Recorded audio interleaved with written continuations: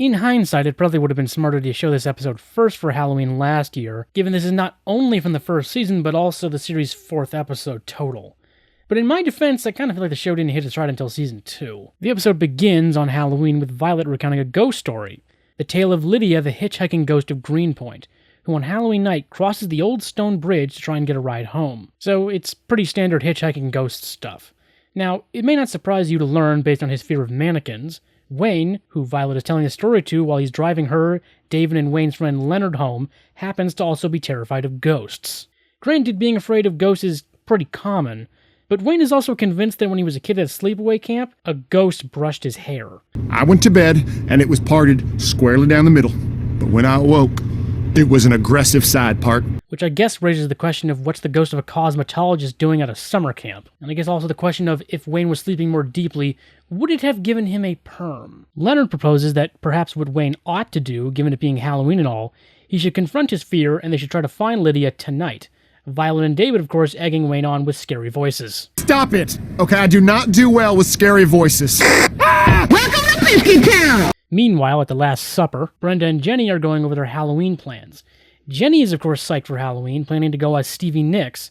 Brenda's plans are a little different given she's hosting the entire Brenda family today. And no, I'm not being euphemistic because I don't know her last name, which is Cremains. Every single member of her family is also named Brenda. Cousin Brenda, Aunt Brenda, Grammy Brenda, Meemaw Brenda, even little Miss Hoity-Toity nephew Brenda. Her plans also involve revealing costumes, but I digress. A little bit later, Jenny's refilling the pepper shakers when Jesus comes out as Muriel. And since everyone's getting into the spooky spirit, Jesus is dressed up like Harry Potter. It just works, right? A young man with magical powers, fighting evil. Totally. Both have books that people are obsessed with. Yeah, the League of Extraordinary Gentlemen comic series had a similar thought, but a very different conclusion. Anyway, the reason Jesus came out of his mural at this particular moment is actually better explained at the Hart residence. Because at this very moment, Betty is telling Violet and David about her husband and Jenny's father, Ed, who passed more than a decade ago, asking Violet to break out the scrapbook. I love these pics. You guys were so 80s. Well, it was the 80s, and 80s stuff was all the rage. Now, you may be asking yourself why, during the midst of this spooky season, Betty's breaking out photo albums. Well, as it turns out, the Harts and Halloween have a bit of a history. Namely, the fact that Jenny loves Halloween is genetic, since Halloween was her daddy Ed's favorite holiday, including couples costumes with Betty. Furthermore, every year Greenpoint hosts a Halloween party, including a giant bonfire near the aforementioned old stone bridge, and every year Ed would jump the fire on his motorcycle. Jesus was just trying to make sure that Jenny isn't feeling too down. Interestingly enough, if the bridge wasn't enough of a clue for you, they outright say the party is supposed to be about Lydia, but it's pretty tenuous all things considered. Around that time, Jenny actually comes home, and the local news starts reporting on the upcoming party, revealing it's going to be the last, because they're planning to knock down the bridge to build a highway extension. This news greatly upsets Betty, taking an urn with her into her bedroom, revealing that not only is that particular urn, which has been on the mantle of the fireplace for at least 13 years, filled with Ed's ashes, Ed's dying wish had actually been to spread his ashes during the party. It's been on my to-do list. For 13 years? Left with no choice, Jenny and Betty decide to go to the party, which they hadn't done in years, to spread their family's patriarch's remains properly. Before which, Betty gets this close to tonguing an urn.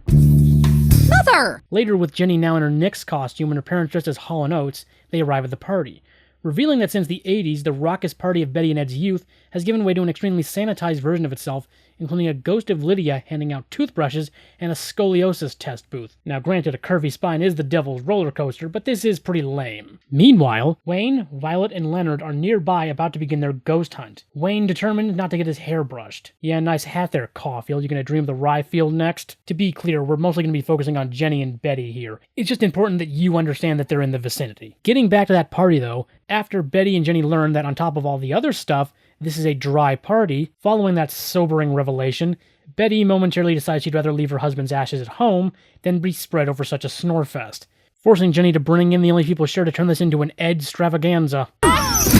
Brenda's roll out! Now that the party has been invaded by a fireball-filled snake-equipped Brenda and her family comprised of freewheeling stocky women, the party gets going. So as the night goes on, stopping for a quick song, with the bonfire now lit, Jenny hops on a motorcycle to jump it and spread her father's ashes right. Except, no she didn't. She just imagined that. But this time for real. Being concerned that she was now on fire, The mayor ends up making Jenny look like the funky phantom of Fleetwood Mac. But Betty is still very impressed though, and she feels that now is the perfect time to spread the ashes. Only for Jenny to claim that she lost them. Jenny, has your Stevie Nicks costume always included a rolling suitcase? Revealing that at some point in the party, Jenny had second thoughts about spreading the ashes, and not knowing what else to do, Jenny shanghais her father and drives off into the night on a motorcycle, eventually switching to walking. Meanwhile, with Wayne still trudging through the forest, he comes across Jenny, mistaking her for the ghost Lydia, and after spotting him, Jenny mistakes Wayne for the ghost of Ed. I love you! What in the hell? I love you too, I guess. Jenny trying to come closer causes Wayne to flee, though not before snapping a picture of who he thinks is Lydia. Returning back to the party, Jenny recounts what she thinks happened, and Betty's main concern about that is trying to make sure that Ed's still looking tight. Mother! The Hart women end their night by freeing Ed's remains from his metal prison, though not before the cops show up. As it may not surprise you to learn, the police were watching the bridge to make sure no one from the party went up there to risk a broken neck. And the ladies have to claim they dropped a baby to make their getaway. A short while later, Jenny and Wayne are recounting their encounters with the paranormal. So you saw a boy ghost, and Wayne, you saw a lady ghost at approximately the same time on the same night? Wayne is actually just about to ruin his perception of what happened when he realizes he actually took a selfie. And that should not surprise you when you notice he was holding his phone backwards. Anyway, Betty kept a little bit of Ed's ashes to leave on the fireplace. Your buns aren't getting away that easy.